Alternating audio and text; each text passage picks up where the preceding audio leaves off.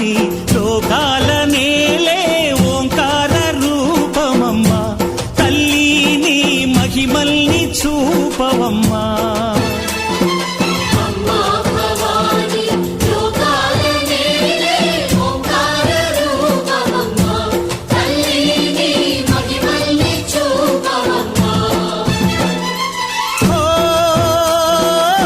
సృష్టికే దీపమా శక్తికే మూలమా సింహరథమే నీదమ్మా అమ్మ దుర్గమ్మ భక్తులను దీవించుమా